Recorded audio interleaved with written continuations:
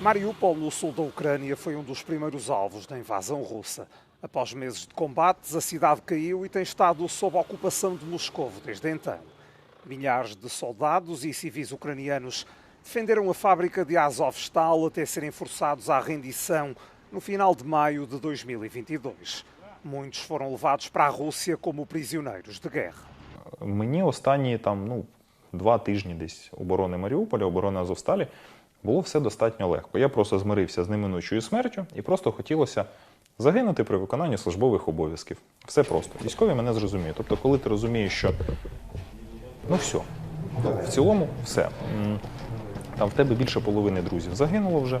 Ти розумієш, що просто ти наступний, ти через це абсолютно спокійний, ти віддаєш шану загиблим друзям. Я бачив тіло свого найкращого друга в пакеті. Я був тоді абсолютно спокійний, бо я розумів, що просто я наступний. Зараз він, завтра я, або через 5 хвилин я. Не було відчуття майбутнього зовсім. Milhares de prisioneiros de guerra da fábrica de Azovstal continuam na Rússia sob condições de brutalidade. Західні партнери не зовсім усвідомлюють, що коїться в полоні з нашими бійцями, і вони дуже акцентували увагу на Другій світовій, що не можна таке повторювати з людьми, і в той же час вони дозволяють ворожій стороні поводитись з нашими військовополоненими, і на жаль, вони не контролюють це на Росії, не відправляють туди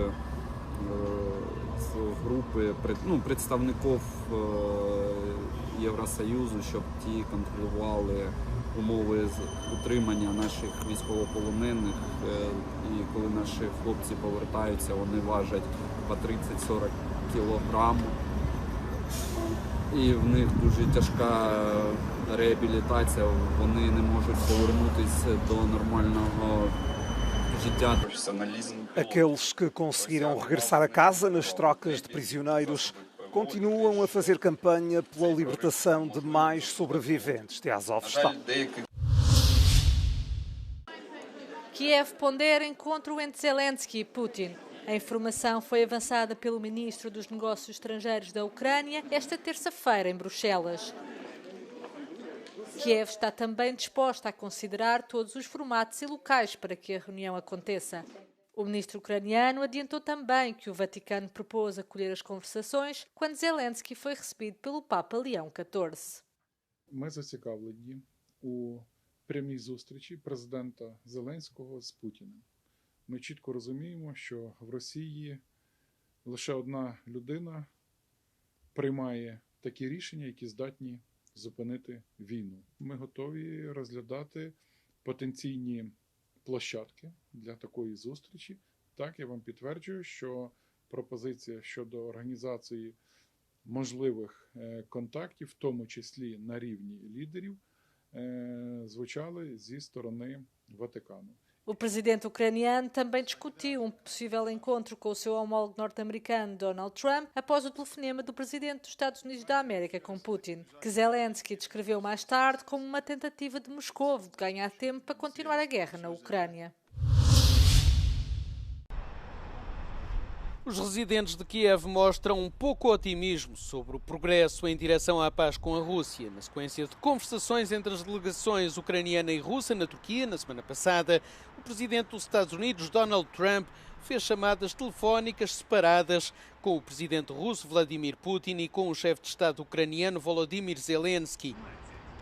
Entre os ucranianos, as esperanças de um potencial cessar-fogo e de uma paz duradoura são escassas. Зараз це неможливо, коли вже в них не буде ресурсів, коли не буде в них армії. Тобто вони зараз готові воювати ще літо. Це вже ближче до осені, можливо, а зараз ні. Він буде затягувати час і все. Я думаю, що він просто тягне час. Хоче більше землі хапати. От і все. Він же сам сказав, що йому нужна іменно територія. От і все. А там він же ж нічого не оставляє. Вижжена земля. Розбомблено все, Не вірю, поки такі, як зараз йдуть переговори, вже повинен був би Трамп за скільки місяців вже при владі, давно зустрітись з Путіним, а він тільки по телефону розмовляє. A Ucrânia propôs cessar-fogo abrangente de 30 dias que Moscovo rejeitou ao impor condições que o governo ucraniano considera impossíveis de aceitar. Apesar de Trump ter anunciado que Moscovo e Kiev iriam iniciar imediatamente as negociações para o cessar-fogo, não deu qualquer indicação sobre quando ou onde essas negociações poderiam acontecer.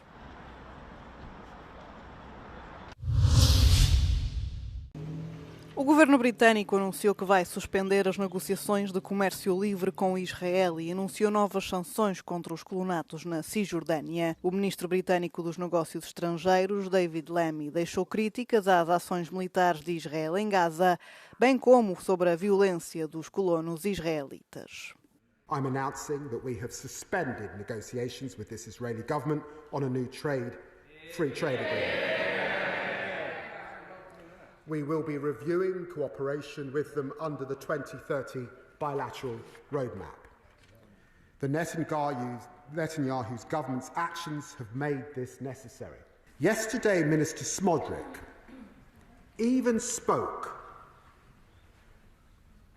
of Israeli forces cleansing Gaza, destroying what's left of residents, Palestinians, being relocated, he said, to third countries. We must call this what it is.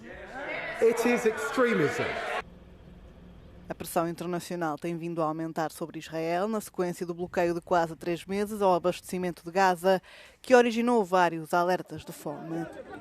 Os Estados Unidos manifestaram a sua preocupação com a crescente crise, enquanto França, Canadá e Reino Unido ameaçaram sancionar Israel se o país não suspender a sua ofensiva e permitir a entrada de ajuda humanitária no território.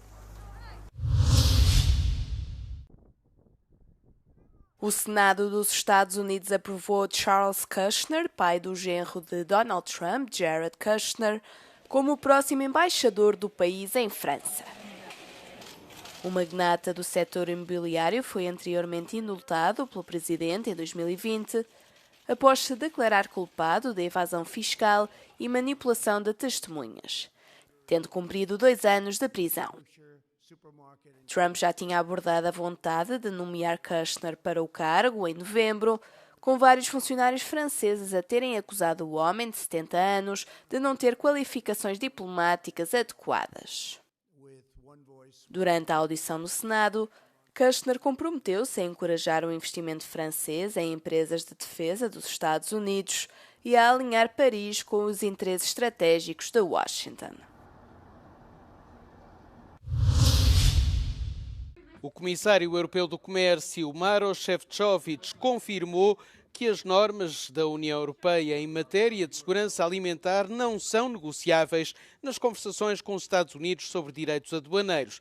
A União Europeia e os Estados Unidos estão envolvidos em conversações que deverão terminar no início de julho, depois do presidente norte-americano Donald Trump ter aberto um período de 90 dias para negociar. As normas são uma das razões para a guerra comercial. I think we've been quite clear that we clearly would preserve our regulatory autonomy. And if I follow a little bit the discussion in the United States of America, I mean, there is also lots of talk about having healthier food, what should be, the composition of the food processing and so on and so forth. And I think we already had this discussion in Europe, and we are very proud of our health and safety standards. If it comes to food, if it comes to agri-food production, we are going clearly to stick to them. So that's not up for negotiation, standards? I think if it comes to health and safety issues, I mean, clearly these are not up for negotiations. O negociador do Bloco Europeu diz que está a tentar chegar a um acordo justo e equilibrado com os Estados Unidos, mas diz que a União Europeia está pronta a implementar até 95 mil milhões de euros em tarifas de retaliação se as negociações falharem. We are already paying 10% tariff, we are already paying 25% tariff for steel, we are already paying 25% for cars, and we really believe that this is simply not fair. Yeah. So we want to resolve it through the negotiated solutions But of course, we are also preparing alternative where we would have to protect the European jobs and European companies, and therefore we started the consultations on eventual rebalancing measures. Uma nova série de produtos norte-americanos poderá ser alvo de potenciais direitos aduaneiros, incluindo os aviões da gigante Boeing ou bebidas alcoólicas como o bourbon. Pode ver a entrevista completa na próxima edição de The Europe Conversation, esta sexta-feira. Um relatório publicado por uma comissão de inquérito do Senado francês revelou que a Nestlé recorreu a tratamentos de filtragem proibidos nas águas de algumas das suas marcas, incluindo a Perrier. Em causa procedimentos não permitidos pela legislação francesa e europeia para a água rotulada e publicitada como sendo mineral natural ou de nascente. O documento concluiu ainda que funcionários franceses de alto nível foram alertados para as infrações pela empresa suíça há anos e que ajudaram a ocultar as práticas ilegais. A chuva intensa que caiu em Espanha encheu as barragens de todo o país, forçando algumas a libertar parte da água. O reservatório da barragem de El Atazar, em Madrid, tem estado a libertar água de forma controlada, mas os níveis atingiram um novo máximo, com a estrutura a ser forçada a libertar água através de um vertedouro adicional. A forte precipitação no início deste ano contrasta com a seca persistente verificada no ano passado. Os cientistas dizem que as alterações climáticas estão a tornar mais agudas as oscilações entre a seca e o tempo de chuva.